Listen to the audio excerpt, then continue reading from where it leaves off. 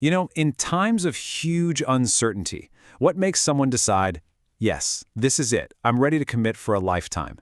Today, we're going to dive into that very question by looking at one single pivotal moment in the lives of two people, Betty and Fred. We'll see how love gets forged against a backdrop of, well, global chaos. So let's set the scene. It's March 30th, 1942. For a school teacher named Betty, it's just another Monday in the middle of World War II. That is, until a pretty mysterious phone call comes in during her lunch break and completely flips her day upside down. On the other end of the line, it's Fred, and you can just hear the urgency in his voice. He convinces her she needs to leave work early for a secret outing, and the only clue he gives her? He just says she should wear her prettiest dress. And so it begins, a mysterious invitation.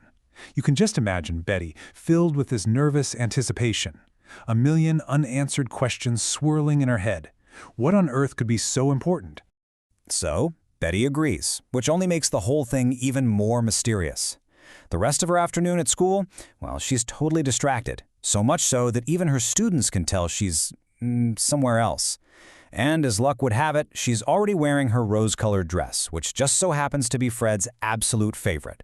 When Fred shows up at 5, he's in his best suit, looking incredibly handsome, but you can tell he's definitely nervous about something.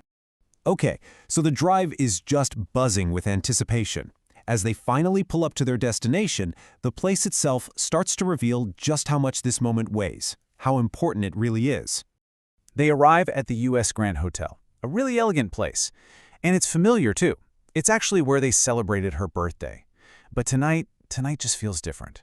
You can tell Fred has planned every single detail, right down to getting a specific candlelit corner table that has a single red rose on it.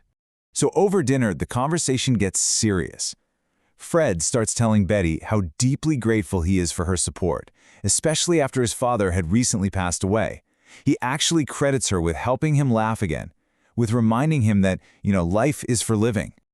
And right here, this is where we find out the real reason for all the mystery tonight. Fred explains that losing his dad taught him this incredibly powerful lesson. Tomorrow is just not guaranteed. You can't just sit around waiting for the perfect moment to come along, because really, all we have is now. And that realization, right there, is the absolute key. It's why Fred feels like he just can't wait another single day to ask a question that's going to change both of their lives forever.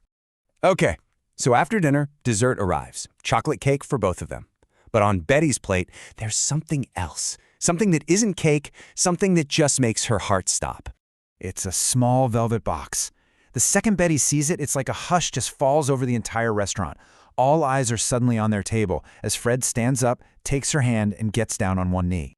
He opens the box, and inside is a simple gold band with a small, beautiful diamond. And with just this complete, heartfelt honesty, he explains that it's what he could afford while still being responsible. But before he can even finish his sentence, Betty interrupts him, through tears, insisting it's absolutely perfect. And then, with his eyes locked on hers, he asks the question that the entire evening, the whole mystery, has been building towards. He asks her not just to be his wife, but to be his partner in building a life and a family together.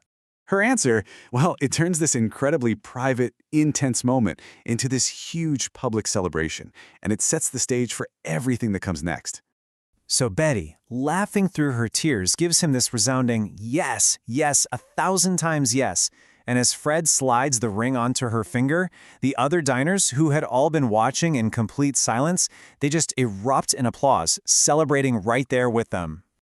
They are just overflowing with joy, and they don't waste a single second.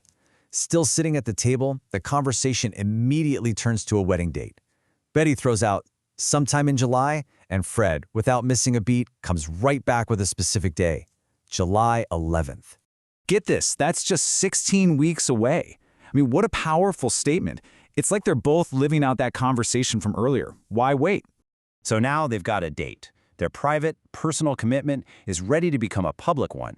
They're about to solidify their promise not just to each other, but to their whole community. And sure enough, just a few days later, on April 5th, it's official. Their engagement is announced in the Society section of the San Diego Union newspaper. It lays out all the details, their backgrounds, their careers, and of course confirms that wedding date for all of San Diego to see. For Betty, seeing this in print, this is what made it all feel real. Think about it. In a world that was just defined by grief and fear and the total upheaval of war, their love became this anchor, this one thing that felt certain. So what's the takeaway from this one moment back in 1942? I think Betty and Fred's story shows us something pretty amazing. The right moment isn't something you just wait around for.